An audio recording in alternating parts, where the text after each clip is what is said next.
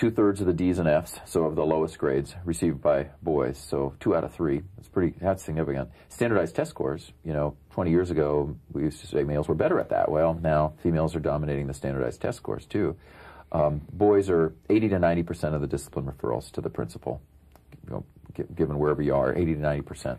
And this is not happening just in North America. This is happening right around the world, I understand.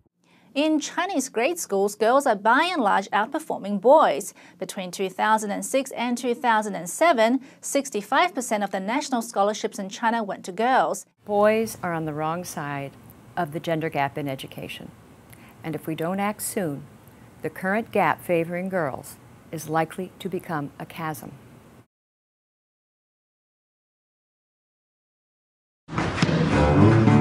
Callum is an able boy at school, but reading and writing are not for him. Mr. Malone ain't got a chance of making any boy like literacy, I don't think, because it's just totally boring and it always will be. None of the boys will ever like it.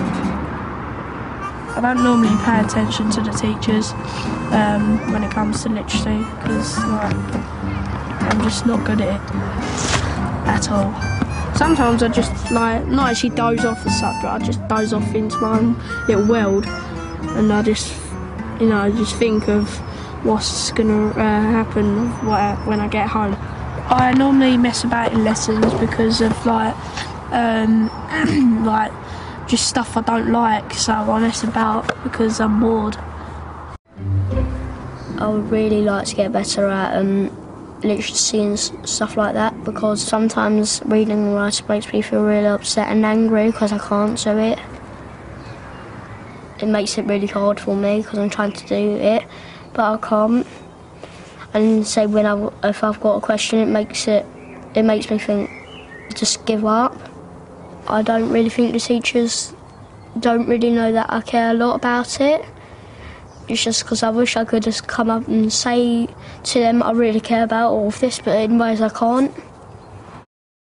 Our schools today are becoming hostile environments for little boys.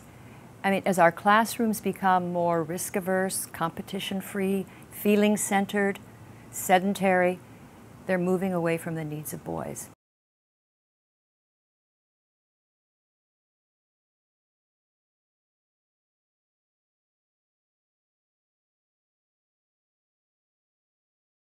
Nice and gentle, moving forward the whole time. Is everybody going to shout timber? Yeah. In a minute, not quite yet. Are you ready to move backward?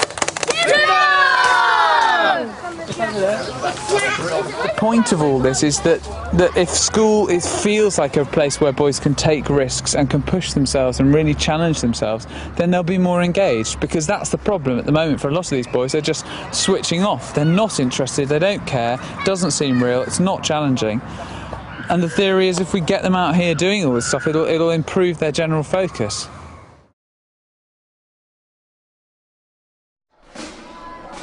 Gareth has come up with an idea for a grand contest that will form the centre of his reading campaign for the next 4 weeks. The World Cup's coming up, so I'm going to do a reading World Cup. It's a competition, because these boys really like competition. I'm hoping that will get everyone involved. In a lot of classrooms today, you're not allowed to write about anything that's violent. You're not allowed to write about anything that has to do with video games. These topics are banned. Boy comes home from school and he says, I hate writing. Why do you hate writing, son? What's wrong with writing? Now I have to write what she tells me to write. Okay, well, what is she telling you to write? Poems. I have to write poems. And little moments in my life. I don't want to write that stuff.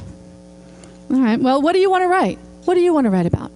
I want to write about video games. I want to write about leveling up. I want to write about this really interesting world. I want to write about a tornado that comes into our house and blows all the windows out and ruins all the furniture and kills everybody.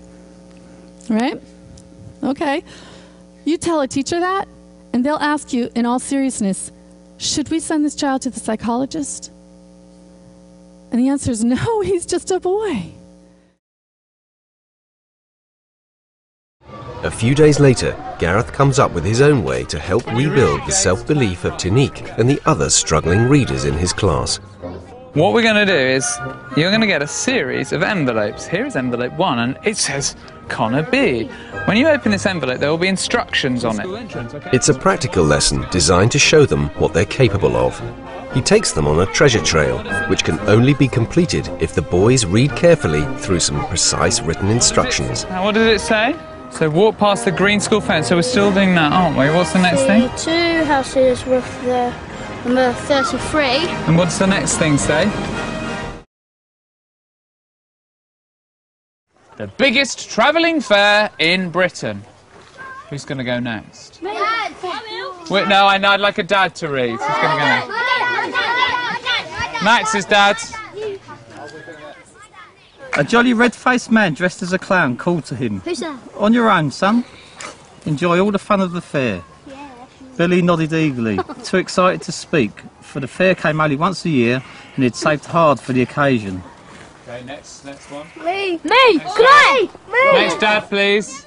Go on, Dad. Oh, okay. Oh, zombie. In a shadowy empty space behind the fortune teller's tent, he found himself between 2 youths dressed in jeans and leather jackets studded with stars. The big one with the scarred face gripped Billy's arm. Dad.